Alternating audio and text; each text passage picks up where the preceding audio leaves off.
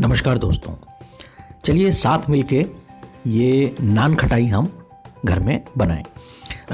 नान खटाई या कुकीज़ या बिस्किट जो हैं जनरली लोग इन्हें बेक करते हैं, पर हम इनको अपने इडली स्टैंड में कुकर के अंदर बनाएंगे। तो ये नो बेक नान खटाई है या नो बेक कुकीज़ बिस्किट्स हैं, जो कि बहुत ही आसानी से और बहुत ही कम समय में आप अपने घर में बना सकते हैं। सबसे पहले हम बेसिक इंग्रेडिएंट्स देख लेते हैं। आइए, हमें 1 कप मैदा चाहिए, जिसे ऑल पर्पस फ्लोर भी कहते हैं। इस 1 कप मैदा के साथ हमने करीब 3 चम्मच बेसन लिया हुआ है, 3 बड़ा चम्मच, 3 टेबल स्पून, और 3 टेबल स्पून सूजी हमने ले रखी है। यहाँ पर 1 चम्मच TSP आपने बेकिंग पाउडर लेना है। उसके बाद आप बेकिंग पाउडर लेने के बाद 1 चुटकी नमक रख लें, 1/4 चम्मच हमारे पास इलायची पाउडर और 1/4 चम्मच हमारे पास दालचीनी पाउडर, सिनेमन पाउडर है। अगर दालचीनी पाउडर आपके पास नहीं है तो कोई बात नहीं। करीब आधा कप आइसिंग शुगर या पिसी हुई चीनी और उतनी ही मात्रा में मक्खन, नॉर्मल मक्खन। थोड़ा सा ये ड्राई फ्रूट जिसमें कि बेसिकली पिस्ता है, हमने इसे क्रश करके रख लिया है। इन्हें हम अपनी नान खटाई के ऊपर लगाएंगे जब हम नान खटाई को बेक करेंगे। तो ये बेसिक इंग्रेडिएंट हैं और कुछ और एक आध सामान है। ये कुकर है हमारा। कुकर के तलछट जो है, इसमें हमने नमक डाल दिया है। ये नमक हम अक्सर इस्तेमाल करते हैं। 5 मिनट के लिए हम प्री हीट करेंगे इसको अपने गैस में रख के, और ये नमक रीयूजेबल है। और इडली स्टैंड, ये इडली स्टैंड है जिसको कि हमने थोड़ा सा तेल लगा के ग्रीस कर लिया है, और इसी में हम अपनी कुकीज़ बनाएंगे बिना ओवन के इस्तेमाल के। तो चलिए शुरू करते हैं।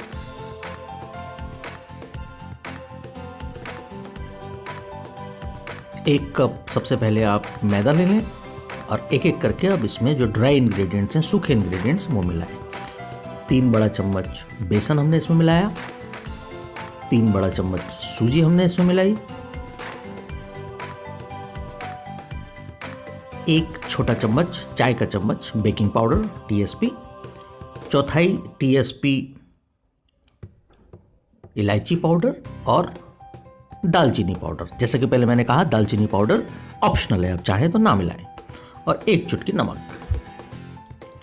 अब ये जो ड्राई इंग्रेडिएंट्स हैं, इनको आप पहले अच्छी तरह से मिक्स कर लें ताकि ये सारा मसाला जो है एक सार हो जाए।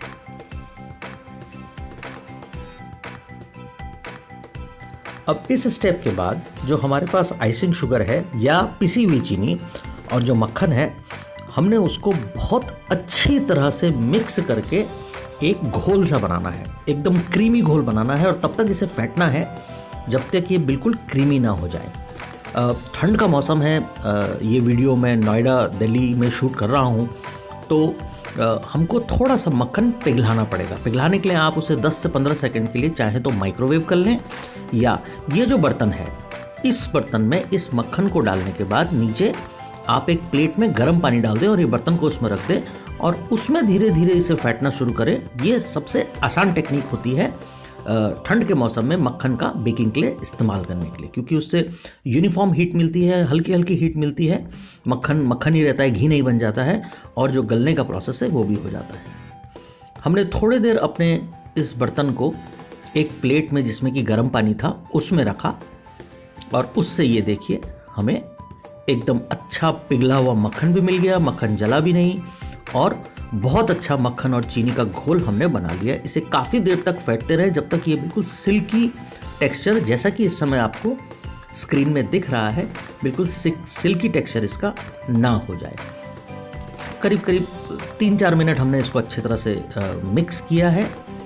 और जैसा कि मैंने कहा कि ठंड का मौसम है, तो ये स्टेप करना आपके लिए ज़रूरी है। अगर गर्मियों के मौसम में आप इसे बनाएं तो ऐसे गर्म पानी की ज़रूरत नहीं है।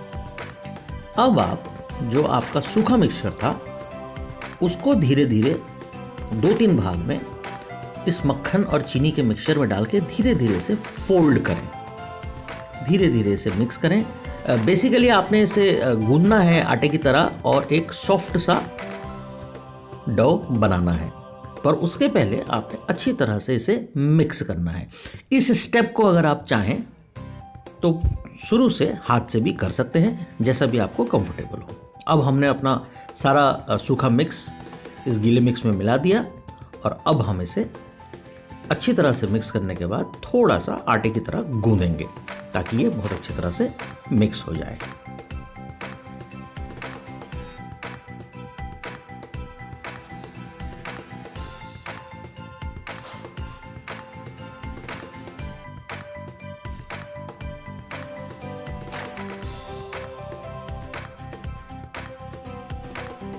नीचे से ऊपर अच्छी तरह से इसे फोल्ड करें और अब जब एक बार बेसिक मिक्स हो जाए अब इसे आप हाथ से धीरे धीरे गूंदना शुरू करें।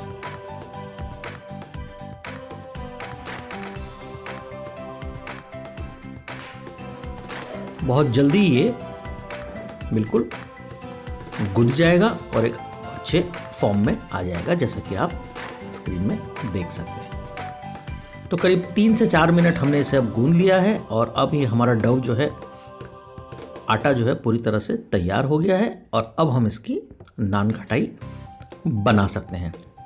2-4 मिनट के लिए जब हम एक बार इसे गूंद लेंगे तो 2-4 मिनट के लिए हम इसे रेस्ट देंगे और रेस्ट देने के पहले हम अच्छी तरह से इसे एक जगह सिमटा लेंगे। आप बिल्कुल एक पूरा अच्छी तरह से इसका बॉल सा बना लीजिए और अब इसे इसी बर्तन में छोड़ दीजिए 4-5 मिनट के लिए। जब तक कि अब आप इसे इस बर्तन में छोड़ रहे हैं, हमारा जो कुकर है जिसमें कि अब हम अपनी नान खटाई बनाने जाएंगे, चलिए उसे प्री हीट कर लेते हैं, जैसे कि ओवन को प्री हीट करते हैं।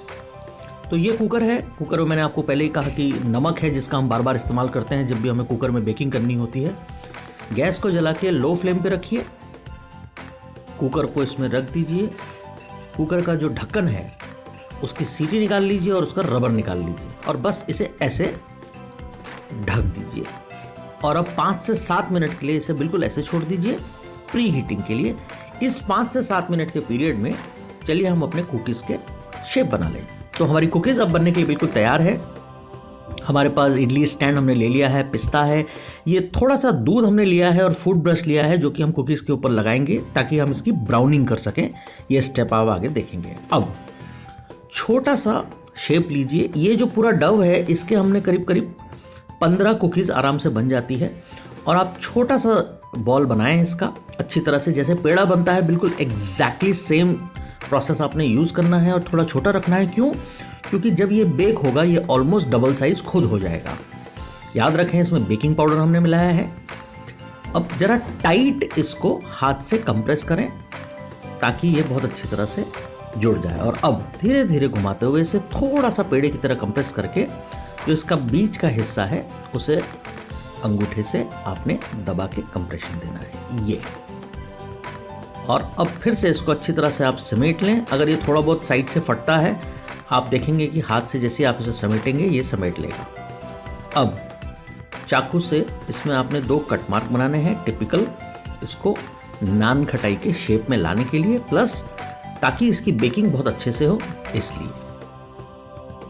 अब ऐसे ही आप एक एक करके अपनी नान खटाई जो है उसे तैयार कर लें और इडली के स्टैंड में एक एक करके इसे रख लें।